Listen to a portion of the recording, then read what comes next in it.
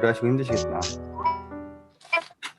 나 이제 정말 시작할게요. 오늘 이사야서 잠깐만 할게요. 원래 하던 거 특별판이에요. 그냥 우리 인디 집사님이 요청하셔서 우리가 그때 했던 것처럼 이사야서를 일단은 개관을 한번 하고서 해야지 제가 이제 말을 이어갈 수 있을 것 같아요. 그건 좀 이해해 주세요. 자, 이사야서는 1장 1절에 어느 왕 때라고 나오죠? 우시야, 요담, 아하스, 히스기야. 그렇죠. 그래서 이 이사야는 이 시기가 있습니다 했던 기억나시죠? 네. 그리고 우시야 마지막, 그리고 요담, 아하스, 히스기야 하면서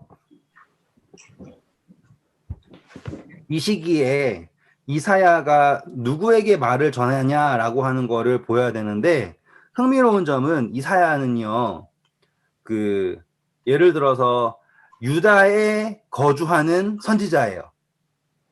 그런데 이 사람은 유다뿐만 아니라 북방 이스라엘을 위해서도 예언을 하고요. 그리고 또 바벨론, 애굽, 아수르, 지금 모든 나라들을 예언을 해요. 이렇게.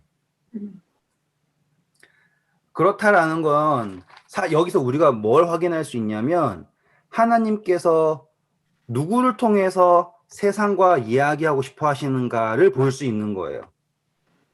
비록 그쵸, 지금 이스라엘 백성, 하나님 백성을 통해서 하시고 싶은 거예요. 비록 이 아수르에 의해서 북방 이스라엘 다 멸망하고는 상황이 이제 촉박한 상태잖아요. 히스기야 때 멸망하니까. 그런 것도 있고, 또 이제 히스기야가 발병한 다음에 나은 다음에 또 자랑하다가 바벨론한테 이제 망하고 또 다 나오잖아요. 그럼에도 불구하고 하나님께서는 이스라엘을 통하여서 말씀하고 하신다라는 게 포인트예요. 그래서 그거를 어떻게 말씀하고 싶으신가, 이제 하나님이 어떻게 말하시는가를 바라보는 게 제가 생각했을 때는 이 이사야서를 바라보는 시선으로 제일 합당한 것 같아요.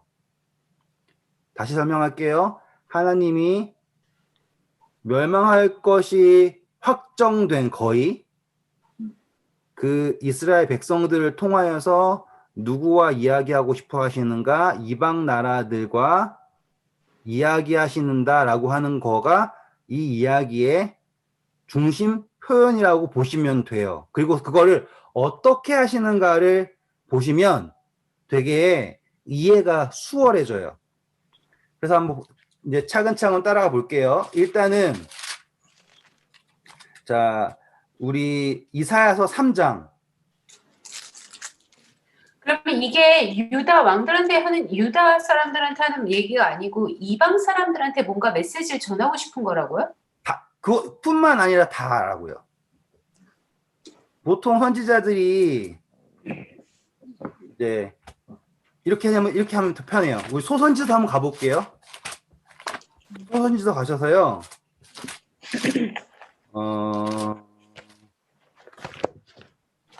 우리 어디로 가는 게 낫냐? 오바댜 가보세요. 오바댜. 1절 보세요. 오바다의 묵시라. 주 여호와께서 에돔에 대하여 이와 같이 말씀하시니라. 우리가 여호와께로 말미암아 소식을 들었나니 곧 사자가 나라들 가운데 보내심을 받고 이르기를 너희는 일어날지어다 우리가 일어서서 그와 싸우자 하는 것이라. 네, 여기 보시면 하나님 편지자를 누구한테 보냈다 그래요? 에돔한테 보냈대요. 에돔 사람 하나님 안 믿죠? 네. 그런데 하나님이 누구를 통해서요? 하나님의 백성이 선지자를 통하여서 에돔 사람에게 말하는 거예요. 수신자가 나와 있죠? 자, 그리고 이제 요나서는 니누웨로 보냈죠. 아수르한테 보냈죠? 네. 그렇죠? 자, 미가서 와보세요. 미가서도 이제 이스라엘에서 공부할 건 비교를 해야 돼요. 미가서는 1292페이지예요. 1절 봐보세요. 1장 1절? 네, 미가서 유다의 1장 1절. 예. 유다의 왕들 요담과 아하스와 히스기야 시대에 모레셋 사람 미가에게 임한 여호와의 말씀 곧 사마리아와 예루살렘에 관한 묵시라. 오, 여기 정확하게 나오죠. 아까 이사야랑 비교할 수 있겠죠. 동시대라는 게 보이시나요? 네. 그리고 이야기하는 대상이 확실하죠. 네. 사마리아, 예루살렘이라고 하는 확실한 거예요. 근데 여기서 사마리아라고 하는 건 북방 이스라엘 말하는 거고요. 예루살렘은 유다를 말하는 거예요. 이제 수신자가 정확하잖아요. 누구를 통해 말씀하시지만 수신자가 딱 이렇게 돼 있어요. 오바댜는 에돔, 미가는 북방 이스라엘, 남방 유다 이렇게 돼 있다고요. 그렇죠? 네. 그런데 이사야서를 보시면 1절 다시 1장 1절 보세요. 유다 왕 오시아와 요담과 아하스와 히스기야 시대에 아모스의 아들 이사야가 유다와 예루살렘에 관하여 본 계시라. 네, 보시면 수신자가 유다와 예루살렘이라고 나와 있잖아요. 네. 그렇죠? 그런데 네. 우리가 이제 이 8장 임마누엘이라고 하는 걸 딱 본 이후로 네. 그렇죠? 본 이후로 13장 가보세요. 1절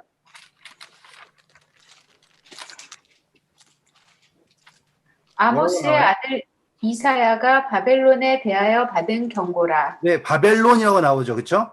15장 네. 1절 보세요. 모압에 관한 경고라. 네, 이런 식으로요. 이 앞장에는 누구에 관한 이야기? 유다, 예루살렘, 그렇죠? 그리고 이 약속의 그 앞에 있는 건 다 뭐 어떤 장이냐면 약속의 장이에요. 약속의 장.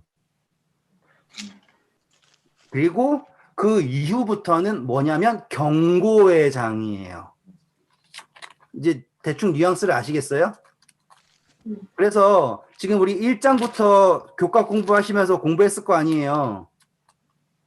그때 하나님이 이사야를 보내가지고 깨우치려고 그러죠. 네. 그리고 아하스가 뭐 하지도 않는데 징조를 구하지도 않았는데 뭘 주셨어요? 징조를 주죠. 네. 그게 뭐예요? 약속이잖아요. 평강의 왕이라고 하는 이제 나가야 될 부분이에요, 우리가. 그래서 분명히 이 앞장에는요. 분명히 심판도 나와요. 예를 들어서 3장 봐보세요.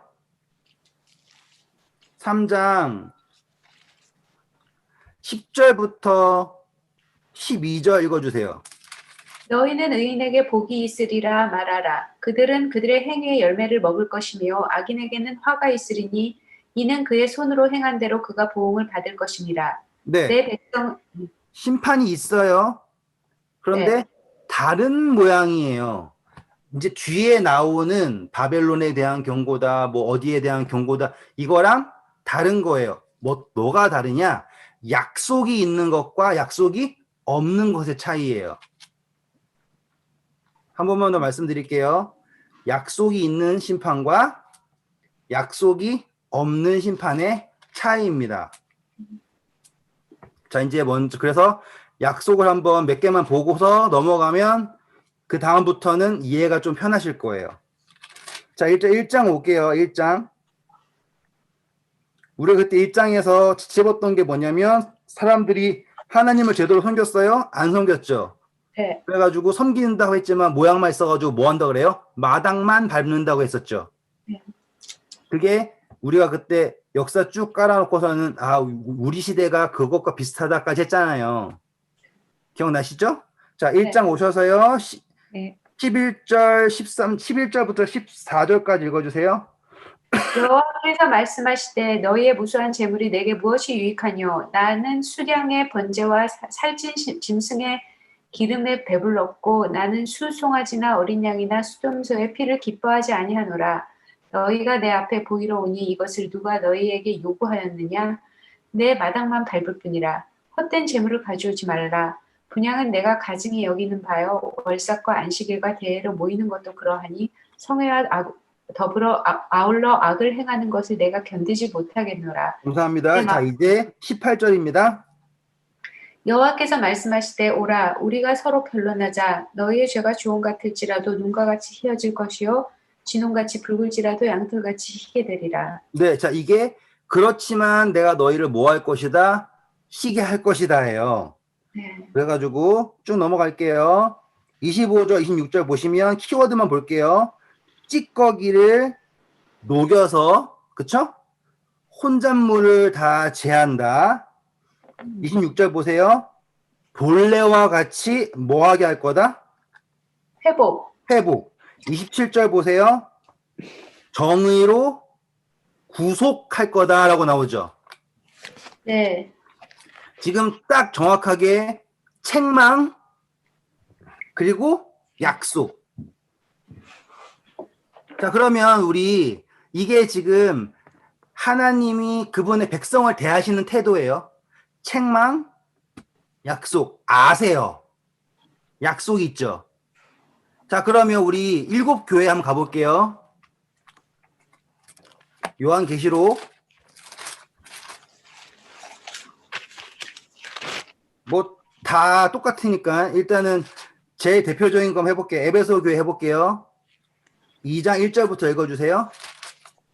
아니다, 그냥 짧게 할게요. 자, 첫 번째 뭐예요? 아신다고 나오죠. 내가 아노라. 3절 보세요. 2장 3절. 네. 그쵸? 아시죠? 4절 보세요. 책망하시죠? 맞죠? 그리고 네. 약속하시죠? 네. 맞죠? 네. 귀 있는 자는 들을지어다 하면서 약속하시잖아요. 뭘 주신다 약속해요? 생명나무 열매를 주신다고 약속하죠. 네. 자, 이 패턴은 일곱 교회에 전부 다 나오는 패턴이에요. 그쵸? 뭐 책망이 없는 교회도 있지만 아신다, 약속한다. 이사야서도 똑같은 구조라는 거예요. 어서 오세요. 다시 이사야서 1장 돌아올게요. 지난 시간에는 제가 이렇게 역사 쭉 깔아놓고서는 이사야서가 어디쯤 얘기하는 겁니다. 이거 했잖아요. 이제는 이사야서를 어떠한 관점으로 보는 게 좋냐라는 거 설명해 드리는 거예요. 약속이 있고 책망이 있다라고 하는 거는 무슨 뜻이냐? 하나님의 백성이다라고 하는 표현입니다. 쭉 넘어갈게요. 자, 이제 2장입니다. 2장 보시면 2절 읽어보세요. 말이래 여호와의 전의 산이 모든 산 꼭대기에 굳게 설 것이요 모든 작은 산 위에 뛰어나리니 만방이 그리로 모여들 것이라. 네. 자, 보면 말일이라고 하는 어떤 목적에 있는 거예요. 끝날 일, 혹은 이렇게. 그런데 여기에서 어떤 일이 일어나냐면 많은 백성이 모인대요. 그렇죠? 그래가지고 3절 보시면 뭐라 그런다 그래요? 많은 백성이 가며 이르기를 오라 우리가 여호와의 산에 오르며 야곱의 하나님의 전에 이르자.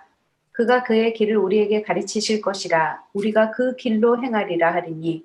네. 이는 자, 요한계시록 7장 9절 보시면 일단 7장 보시면 12지파 나오죠.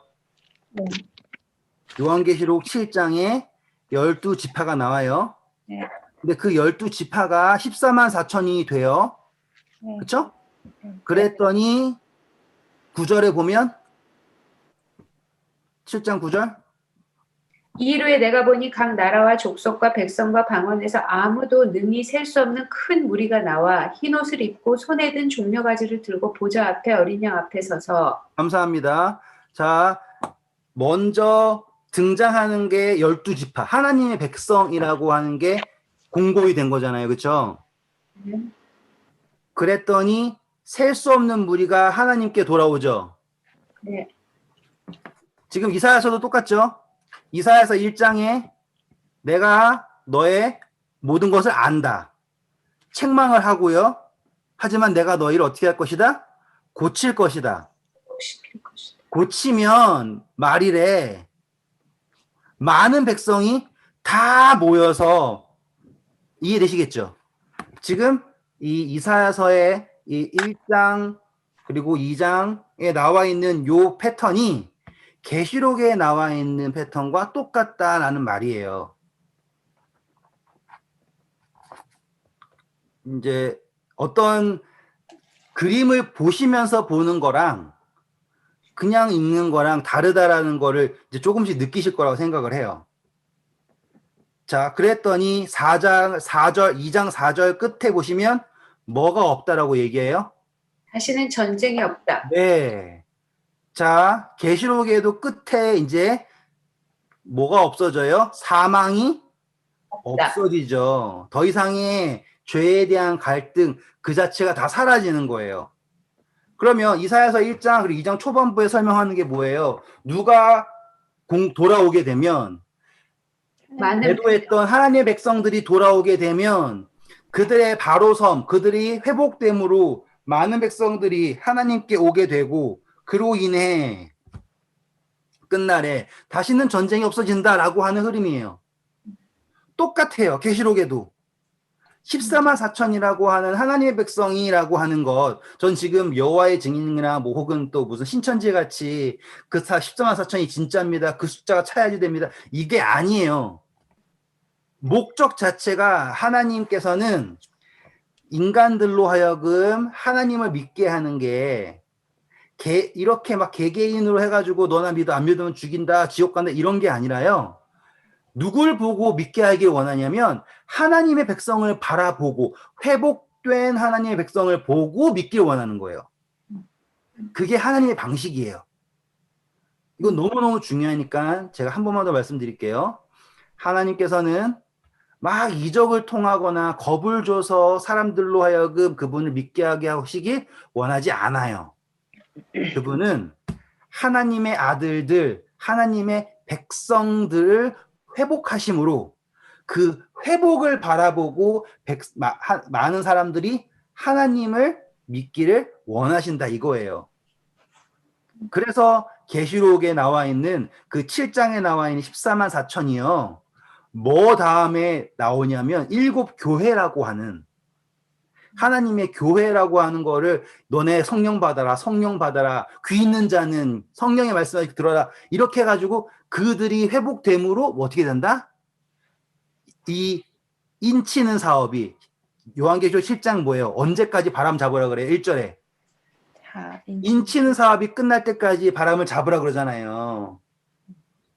이해되시겠죠?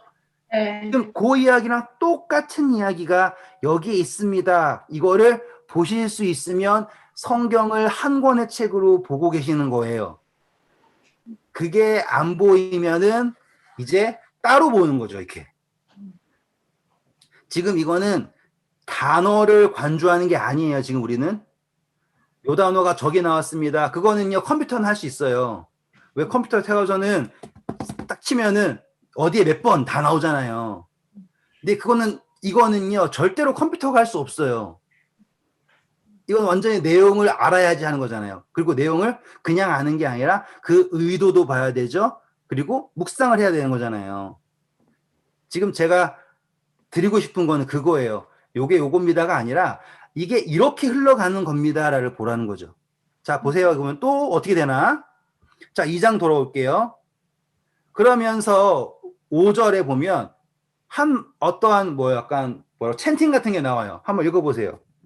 야곱 족속아 오라 우리가 여호와의 빛에 행하자. 주께서 주의 백성 야곱 족속을 버리셨음은 그들에게 동방 풍속이 가득하며 그들이 블레셋 사람들 같이 점을 치며 이방인과 더불어 손을 잡아 언약하였습니다. 네, 감사합니다. 지금 이 여자가 아니죠.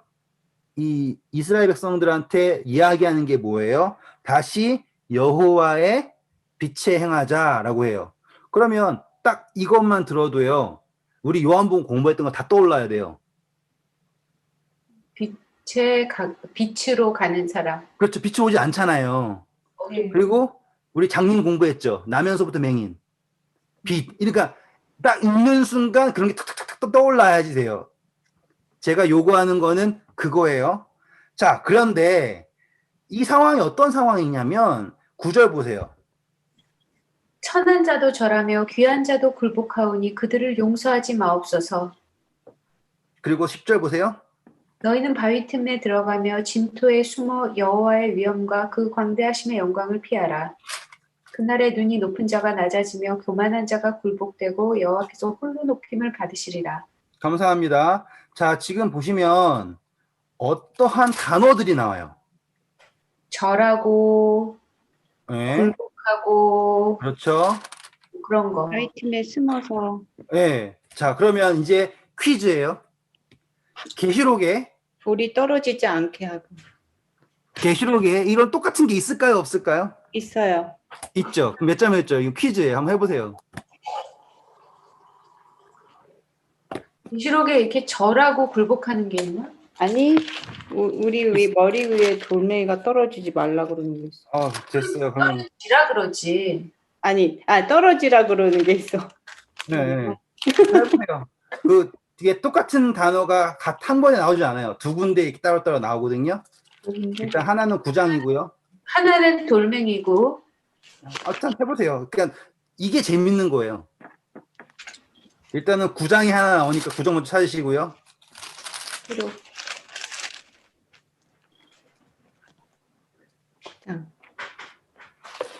회개치 아니하고 오히려 여러 귀신과 보거나 듣거나 하는 우상에게 절하고 신과 복순과 나오죠. 네. 자, 그러면 누군가에게 절한다, 뭐 이거에 나온 핵심이 뭐냐면 회개하지 않는다예요.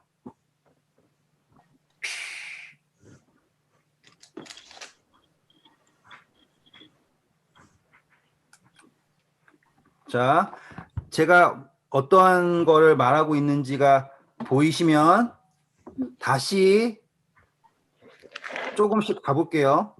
잠시만요. 자, 죄송합니다. 자, 그러면 똑같은 거예요. 계시록 6장에 또 있어요. 6장 산과 바위에 이르되 우리 위에 떨어져 보좌에 앉으시니 낮에 어린아이 진노에서 우리를 가리우리. 네. 그러면 여기 있는 것도 우리가 해석을 해야겠죠. 우리 그때 제가 했던 거 기억나요? 내가 산을 향하여 눈을 돌리라 나의 도움이 어디였고 했던 기억나시죠? 네. 그 산이라고 하는 건요. 하나의 권위예요. 권위. 그래가지고 작은 산, 바위 이거는요. 원래는 하나님이 산이에요. 하나님이 산. 네. 우리 하나만 찍고 갈게요. 이 말 나온 김에 이게 하면 더 재밌으니까 어차피 가야 될 부분이어서요. 이사야서 14장 가보세요. 13절 보면 사단이 어디 앉는다 그래요? 13절 보시면 북극 지폐의 산 위에. 그렇죠. 산이라고 나와요. 사단도 산이 있어요. 지금 계시록에 나와 있는 6장에 나와 있는 산, 바위 이것은요. 하나님이 말하는 게 아니에요. 자기들이 의지하는 거예요. 하나님 심판이 다가오잖아요. 그러고서는 내가 믿었던 알라한테 날 지켜라. 혹은 뭐 돈한테 날 지켜라. 혹은 사단한테 날 지켜라. 이렇게 얘기하는 거예요. 여기에 대한 분명한 이제 근거절은 시편 68편 16절이에요. 시편 68편 16절. 한번 읽어주세요. 너희 높은 산들아 어찌하여 하나님이 계시려 하는 산을 시기하여 보느냐. 진실로 여호와께서 이 산에 영원히 계시리로다. 네, 지금 산들이라고 나오고 하나님이 계신 산은 따로 있죠. 네. 네. 그렇다면 지금 이제 이사야서 2장에 나와 있는 이야기는 우리가 분명히 따로 할 필요가 없어요. 이제 아는 거잖아요. 다른 데 절한다라는 건 뭐예요? 회개하지 않는다라는 거고요. 그렇죠?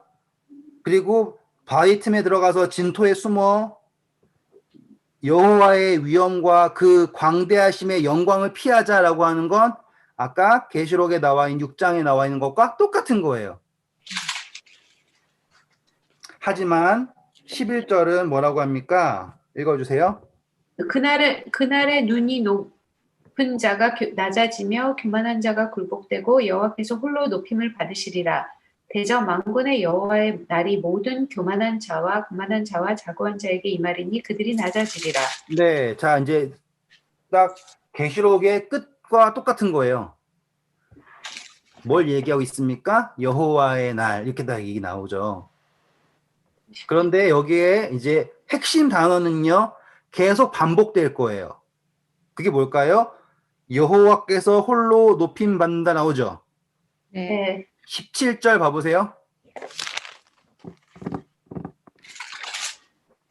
그날엔 자고한 자는 굴복되며 교만한 자는 낮아지고 여호와께서 홀로 높임을 받으실 것이요. 네, 자 똑같죠. 네. 그리고 아까 산드라 하고서 시편 읽었던 기억나시죠? 네. 한 번 더 읽어볼까요? 너희 높은 산들아 어찌하여 하나님이 계시려 하는 산을 시기하여 보느냐 진실로 여호와께서 이 산에 영원히 계시리로다. 네, 이게 싹 낮아진다 이거예요. 그러면서 다시 이사야서 2장 18절 보면 우상들은 온전히 없어질 것이요 사람들이 암혈과 토굴로 들어가서 여호와께서 땅을 진동시키려고 일어나실 때 그의 위엄과 광대하심의 영광을 피할 것이라. 아까랑 반복 똑같죠? 네. 예.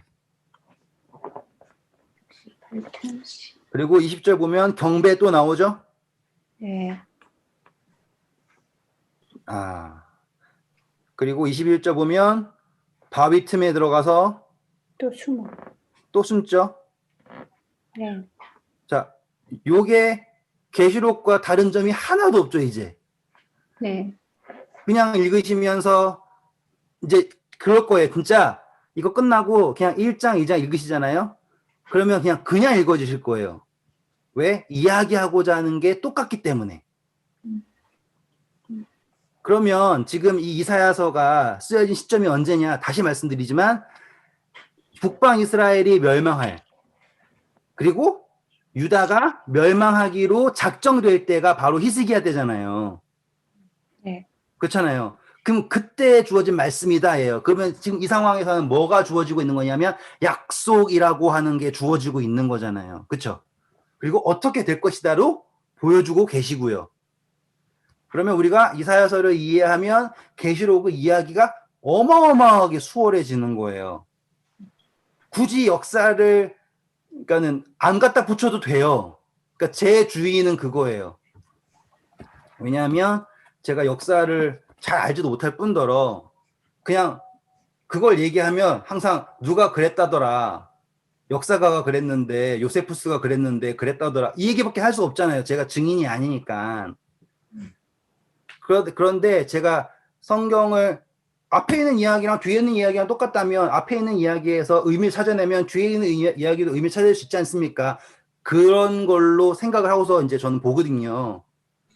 그러면 우리는 지금 뭐만 알면 되냐면 이 이사야서가 쓰여진 그 시점의 모습을 알면 지금 모습에 어떤 일이 일어날지도 되는 거겠죠. 그러니까 그렇게 하는 게 더 좋더라고요. 그러니까 제가 그것 때문에 계속 이거 연결시켜 드리고 싶은 거예요. 자, 그러면 이제 조금만 더 한번 봐볼게요. 조금만 더. 자, 이제 20절 보시면 경배하던 금, 은, 그거들 다 던진다 그러죠. 네. 근데 누구한테 던진대요? 박쥐. 두더지랑 박쥐한테 던진대요. 자, 이거의 핵심은 뭐냐면 낮에 속하지 빛의 행하자의 반대예요. 아까 5절에 빛의 행하자 했죠. 그거랑 반대의 상징이 뭐냐면 두더지랑 박쥐예요. 근데 던지는 거가 어떤 거냐면 에스겔서 7장 19절 보시면 의미를 다 이해하실 수가 있어요. 그들이 그 은을 거리에 던지며 그 금을 오물같이 여기리니 이는 여호와 내가 진노를 내리는 날에 그들의 은과 금이 능히 그들을 건지지 못하며 능히 그 심령을 족하게 하거나 그 창자를 채우지 못하고 오직 죄악의 걸림돌이 됨이로다. 네, 지금 뉘앙스 그러니까 에스겔서의 뉘앙스 아시겠죠? 네. 그게 뭐예요? 사람들이 뭐가 나를 살린다고 생각했어요? 은금이 나를 살린다고 생각을 했어요. 그게 나를 배부른다 생각했고, 그게 날 구원할 거라고 믿었단 말이에요.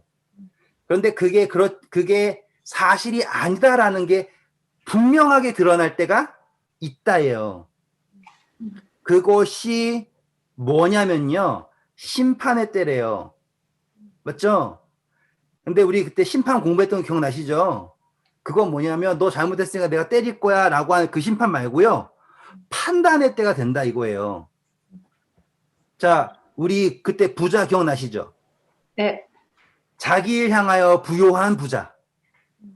하나님께 대하여 부요하지 않고 자기에 대하여 부요했던 그 부자가 뭐예요? 소출이 많으니까 뭐 한다 그랬어요? 창고를 더 세운다 그랬죠. 네. 근데 딱 죽음이 오니까 그에게 있어서 그 창고에 가득했던 것은 의미가 없어요. 없죠. 그러면 그것을 알게 될 때 판단이 서겠죠. 무엇이 생명인지.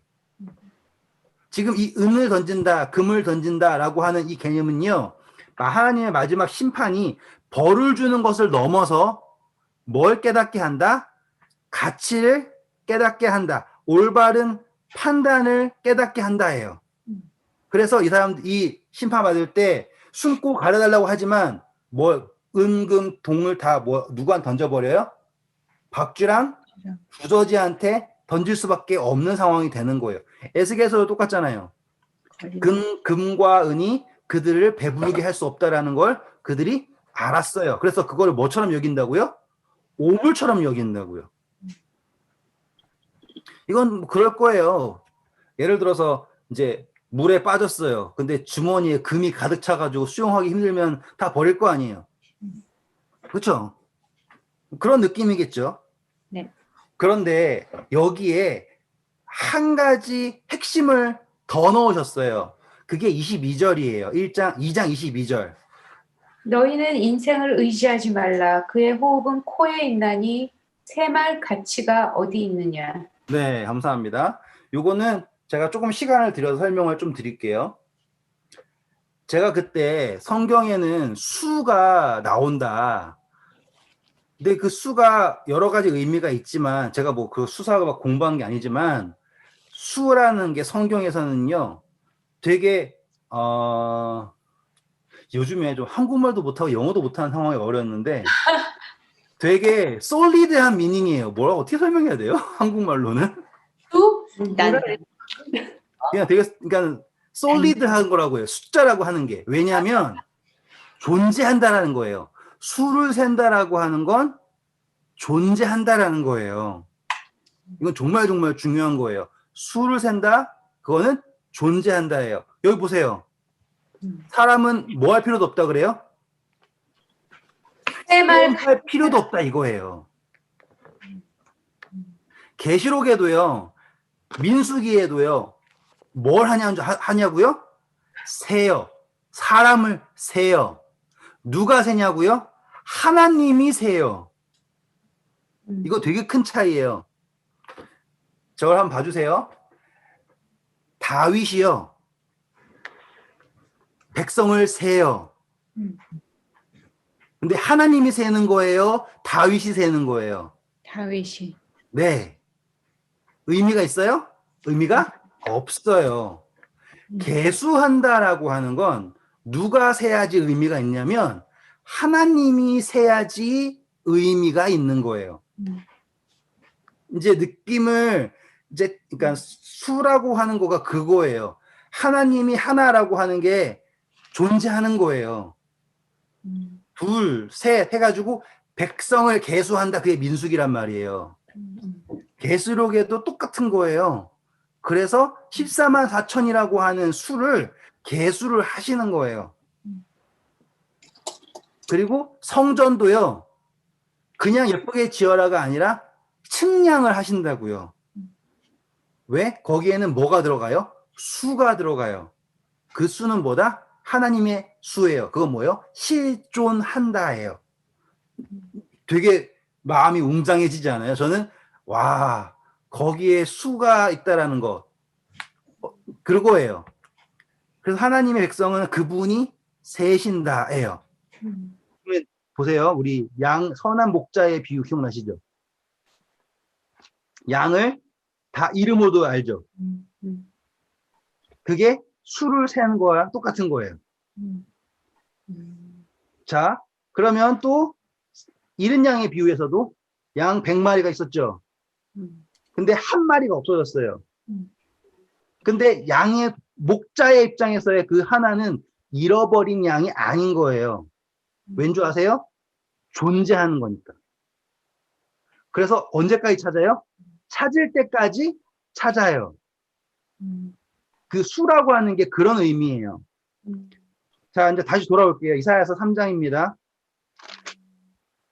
그러니까 이렇게 하면 멀리 못 가서 죄송하지만 아무튼 그냥 괜찮아. 많이 안 가도 되죠. 그냥 조금 해도. 자, 3장 와보세요. 그러면 우리가 지금 정확하게 이 이야기를 제대로 읽고 있는가, 읽고 있지 않은가를 알려면 그 다음 장 1절, 2절 보면 딱 알아요. 읽어보세요. 1절 읽어보세요. 보라, 주 만군의 여호와께서 예루살렘과 유다가 의뢰하며 의지하는 것을 제하여 버리시되 곧 그가 의지하는 모든 양식과 그가 의지하는 모든 물과 용사와 전사와 재판관과 선지자와 복수자와 장로와 50부장과 기인과 모사와 정교한 장인과 능란한 요술자를 그리하실 것이며. 네, 감사합니다. 다 그런 이야기예요. 뭘 하신다? 의뢰하던 것을 제한다. 근데 누구는 안 사라지고 계시는 거예요. 하나님은 안 사라지고 계시는 게 포인트예요. 이게 우리가 생각할 때 예를 들어서 이범렬 장로님이 사업을 하시는데 사업이 잘 안 돼요. 그러면 재앙이죠. 그쵸? 그런데 이범렬 장로님은요, 하나님을 굳게 의지하시는 거예요. 욥처럼. 그래서 이범렬 장로님은 하나님만 계시면 장로님에게 일어난 모든 것은 재앙이에요, 아니에요? 아니에요. 아니, 요렇게 되는 거예요. 지금 오늘 욥의 이야기가 우리의 삶에 같이 있는 것은 욥에게 모든 것은 아사졌지만 하나님은 그를 떠나지 않으셨다예요. 그러면은 재앙의 의미가 달라지잖아요. 이사야서에서 말하고 있는 내가 너를 안다. 내가 너를 고칠 것이다. 내가 너의 하나님이 될 것이다예요. 그럴 때 잿물로 풀무로 뭘 한다? 더러운 것을 제한다. 그쵸? 자, 1장 가보실게요. 네. 1장 25절, 26절 읽어보세요. 내가 또 내 손을 내게 돌려 내 찌꺼기를 잿물로 씻듯이 녹여 청결하게 하며 내 혼자물을 다 제하여 버리고 내가 내 재판관들을 처음과 같이 내 모사들을 본래와 같이 회복할 것이라. 네, 여기까지 충분합니다. 이제 아시겠죠? 네. 재앙이 의미가 완전히 다른 거예요. 하나님이 떠나지 않고 계시기 때문에. 자, 다시 3장 돌아올게요. 그때 사람들이요, 이제 뭘 집착하냐면, 다 뺏기고 나니까, 6절 봐보세요. 6절. 이 사람이 자기 아버지 집에서 자기의 형제를 붙잡고 말하기를 내게는 겉옷이 있으니 너는 우리의 통치자가 되어 이 폐허를 내 손 아래 두라 할 것이면. 네, 보세요. 이제는 뭐만 있으면 통치가 되는 거예요? 겉옷만 있음. 이게 무슨 뜻이냐. 지금 다 뺏겨가지고요. 다 발가벗고 있는 상태인 거예요. 그래가지고 어떤 사람이면 자기 부끄러운 것만 가릴 수 있는 사람이면 통치자가 될 수 있을 정도로 하나님이 모든 것을 다 드러나게 하신다 이거예요. 그러면 누구를 의뢰할 것이냐 이거예요. 근데 이 사람이 한다 그래 안 한다 그래요. 그랬더니 나 안 한다 그러잖아요. 그쵸? 왜 이렇게 됐어요? 여호와를 8절 보세요. 언어와 행위가 여호와를 거역하여 그의 영광의 눈을 범하였다. 그래서 이렇게 된 거예요. 이거예요. 깨닫게 되죠. 그쵸? 그래가지고 나중에 우리가 아까 9절 후반부 보세요. 그들이 재앙을 자취하였도다. 네, 나타나는 건 이렇게 되는 거예요.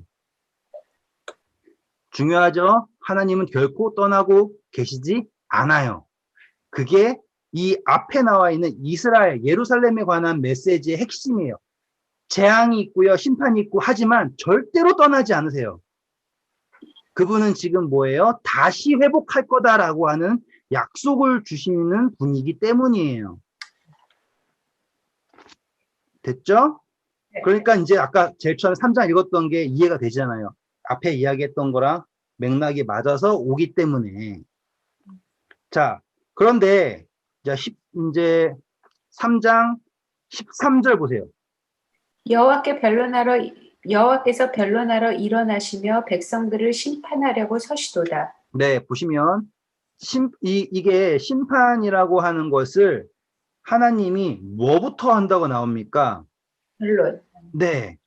자, 아까 오라 우리가 서로 변론하자 너희 죄가 주홍 같을지라도 라고 하는 똑같은 개념이에요. 그 변론은 너 혼낸다예요. 정결케 한다예요. 정결케 한다. 정결케 한다 이거죠. 그쵸? 네. 그리고 그런데 이제 이 후반부부터는 어떤 이야기냐면 시온의 딸들이 그럼에도 불구하고 이렇게 이상한 걸 했습니다. 그 이야기예요. 자, 4장입니다. 중요한 거예요. 이제 15분밖에 안 남았는데 4장 보세요. 2절 보세요. 그날에 여호와의 싹이 아름답고 영화로울 것이요 그 땅의 소사는 이스라엘의 피난한 자를 위하여 영화롭고 아름다울 것이며. 네, 감사합니다. 지금 보면 여호와의 싹이라고 하는 존재가 나와요. 그런데 이제 이 싹이라고 하는 게 앞으로 계속 나올 거거든요. 이새의 줄기에서 뭐 하면서 계속 나와요. 근데 그 시작점이 뭐냐면 그날이라고 하는 거예요. 그날이 어떤 날일까요? 바로 이 3장 16절부터 나와 있는 엉망진창인 사람들 있죠. 그쵸? 네. 엉망진창인 상황이에요. 네. 그쵸? 근데 4장 1절 봐보세요. 그날에 7 여자가 한 남자를 붙잡고 말하기를 우리가 우리 떡을 먹으며 우리 옷을 입으리니 다만 당신의 이름으로 우리를 부르게 하여 우리가 수치를 면하게 하리라. 이게 그날이에요. 그 정도로 엉망인 날이에요. 그런데 그날에 라고 나오죠. 2절에. 그러면 지금 우리가 싹이 누구인 줄 알고 계시죠? 네. 예수님이에요. 네. 그럼 예수님 오신 시점은 여자들이라고 하는 거는 성경에 상징적으로 하나님의 백성도 상징하고 교회도 상징하고 하잖아요. 그렇죠? 네. 그리고 특별히 여기에는 시온의 딸들이잖아요. 이거는 완벽하게 예루살렘의 딸들이잖아요. 네. 하나님의 백성들인 거잖아요. 근데 그들이 자기의 수치를 가릴 수도 없죠. 네. 그리고 그 자기를 걷어줄 남자도 없죠. 그래가지고 내가 알아서 먹고 내가 알아서 할 테니까 제발 우리 좀 거둬달라고 해도 아무도 안 거둔 상태죠. 근데 그 한 남자가 예수님이 아닌가 보죠? 4장에는요, 한 남자를 붙잡고 했다라는 게 뭐냐면 남자가 없다라요. 다시 말하면 우리 룻기에 보면 보아스가 있어야 되잖아요. 그렇죠? 네. 보아스가 없으면 룻은 아무것도 안 되잖아요. 네. 똑같이 지금 이 여자들에겐 뭐가 없는 거예요? 상속자가 없는 거예요.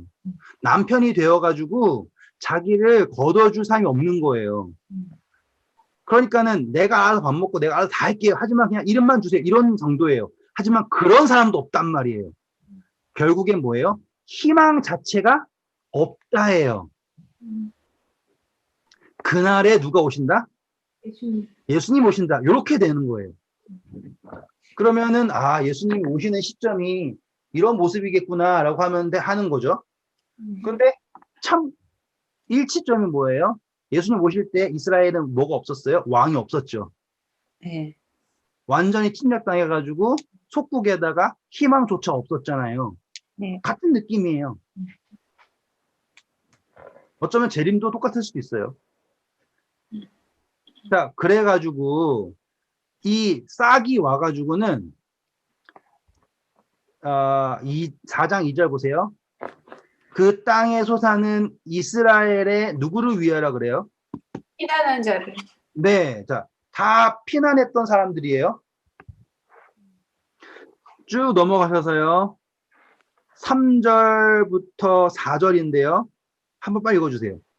시온에 남은 자, 예루살렘에 머물러 있는 자, 곧 예루살렘 안에 생존한 자 중 기록된 모든 사람은 거룩하다 칭함을 얻으리니 이는 주께서 심판하는 영과 소멸하는 영으로 시온의 딸들의 더러움을 씻기시며 예루살렘의 피를 그 중에서 청결하게 하실 때가 됨이라. 네, 자, 자, 보세요. 이거 제가 어떻게 표현을 할지 모르겠는데, 우리 4장 2절의 그날은 누구의 입장에서는, 이 시온의 딸들의 입장에서는 희망이 없는 날이죠. 근데 그날에 누가 오면, 예수님이 오시면 예수님이 오면 무슨 날이라고요? 영화로운 희망의 날이라고요. 세상의 날. 근데 여기에 핵심 단어들 보세요. 내가 성경에 줄치면 거기도 보일 것 같아가지고 막 줄치고 있어. 3장에 저는요, 지금 생존한 자 중에 기록된 모든 사람 나와요. 네. 계시록 갈게요.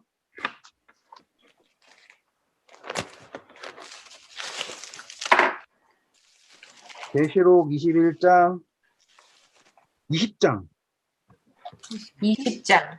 네, 12절.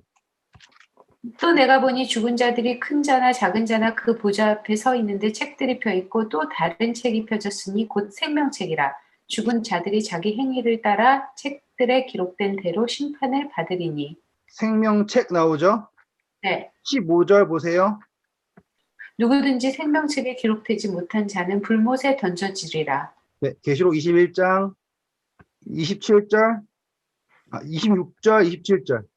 사람들이 만국의 영광과 존귀를 가지고 그리로 들어가겠고 무엇이든지 속된 것이나 가증한 일 또는 거짓말하는 자는 결코 그리로 들어가지 못하되 오직 어린 양의 생명책에 기록된 자들만 들어가리라. 네, 기록된 자, 생명책. 그러면 이사야서 4장에 시온에 남아있는 자, 예루살렘에 머무르는 자, 곧 예루살렘 안에서 생존한 자 중 기록된 모든 사람은 거룩하다 칭함을 얻으리니, 이거랑 계시록에 있는 이야기랑 연결 지으실 수 있겠죠? 네. 어떻게 정결하게 되느냐? 4절.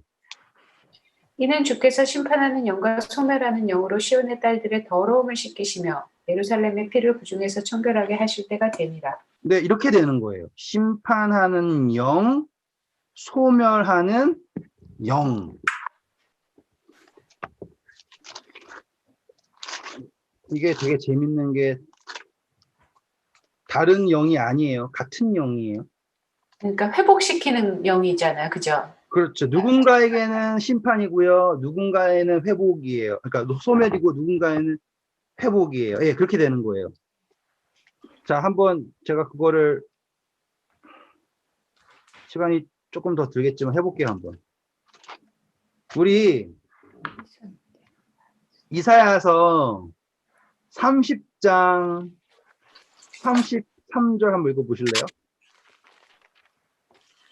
대저 도벳은 이미 세워졌고 또 왕을 위하여 예비된 것이라 깊고 넓게 하였고 거기에 불과 많은 나무가 있은즉 여호와의 호흡이 유황 개청 같아서 이를 사르리라.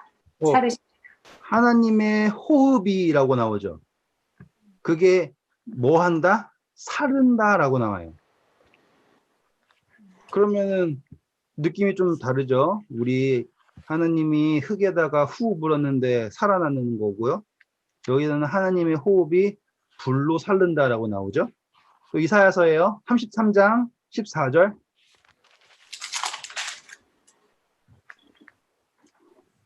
시온의 죄인들이 두려워하며 경건하지 아니한 자들이 떨며 이르기를 우리 중에 누가 삼키는 불과 함께 거하겠으며 우리 중에 누가 영영이 타는 것과 함께 거하리오 하도다. 네, 지금 하나님의 영에 대한 설명에 대해서 죄인들은 그것을 뭐라고 느끼냐 이거예요. 자, 같은 이야기예요. 66장입니다. 이사야서 66장 15절.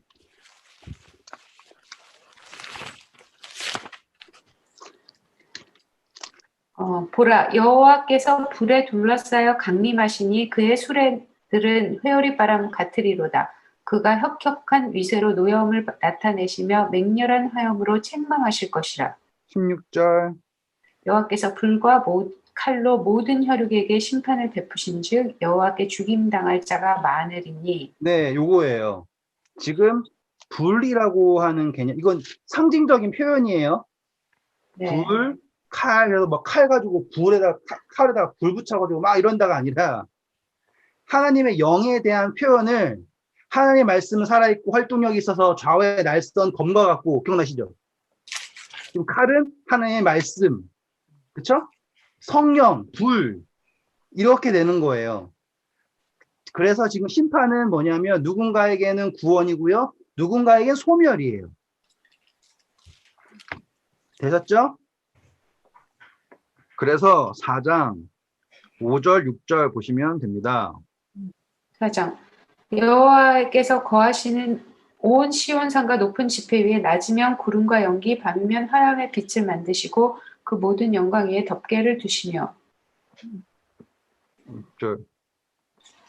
6절 또 초막이 있어서 낮에는 더위를 피하는 그늘을 지으며 또 폭물을 피하여 숨는 곳이 되리라. 네, 이제 확연히 온도가 차이가 나죠. 어떻게 차이 납니까? 하나님이 없던 시온의 딸들은 해도 아무것도 안 돼요. 그래가지고 나중에 자기 상속자가 없어가지고 쩔쩔매는 상황이에요. 희망이 없을 때 누가 오세요? 예수님이 오세요. 싹이 오세요. 싹이 와가지고는 심판하는 영과 소멸하는 영으로 정결하게 해버리세요. 그렇죠? 그랬더니 이제 여호와께서 거하시는 온 시온산과 모든 지폐 위에 라고 나오죠. 아까 시온의 딸들은 누가 없었는데 하나님이 없었잖아요. 걔네들은 다 정통하는 눈으로 이방신을 섬기고 난리쳤잖아요. 거기에 하나님이 없었다고요. 하나님 지키실 수가 없었죠. 그게 행위의 벌이에요. 행위로 벌 받은 거예요. 그거는 죽이는 벌이 아니에요. 뭘 하는 거예요? 하나님을 의지하도록 하기 위해서 내리신, 허락하신 거죠. 희망이 없다라는 걸 깨달았을 때 예수님을 통해서 하나님을 깨닫게 됩니다. 그러면 우리 이 5절, 6절은 뭐의 오마주인지 생각하시면 돼요. 언제 불기둥과 구름기둥이 이스라엘 백성을 지켰나요? 애굽 땅에서 나왔을 때죠. 아, 그러면 지금 이 5절, 6절이 말하는 게 뭐예요? 드디어 애굽에서 나와서 진정으로 하나님의 백성이 되었구나. 이런 느낌으로 이해가 되는 거죠. 네, 열심히 했지만 아무튼 4장까지 끝냈습니다. 막 어려운 것 같지만 그래도 이해가 되지 않습니까? 네. 행위로 인해 심판을 받았지만 그러나 회복시킴. 그렇죠. 하나님이 계시면 재앙은 재앙이 아니에요. 하나님, 그러니까 다른 게 다 사라져도 하나님이 나와 함께 계신다라고 하는 것을 어떻게 받아들이냐. 그 차이예요. 내가 의뢰하고 있는 것이 하나님이냐 아니면 다른 것이냐. 그 차이예요. 아무튼 이사야서가 그런 면에서요 되게 성경 전반을 이렇게 다 들어있는 게 너무 많아요. 너무 역사를 읽으면 안 되겠네요. 이게 네, 그렇죠. 너무 역사를 읽어서 그래도 뭐 좋지만은 오케이. 역사로 하면은 제가 모르니까 할 말이 없어요, 제가. 아니 나도 모르는데 혹은 역사로 읽으려고 막 노력하니까 이때 이스라엘이 이래. 그러니까 저는 이방 사람들이 뭐 되게 못돼가지고 하나님이 잠깐 사용해갖고 치긴 했지만 완전 싹 그냥 이렇게 뭐 그 있잖아요. 없애버리는 거. 그러니까 약간 좀 뉘앙스가 그랬으니까. 감사합니다. 아무튼 감사합니다. 좋은 밤 되시고 감사합니다. 내일은 정규 수업 갈게요. 네. 안녕히 계세요.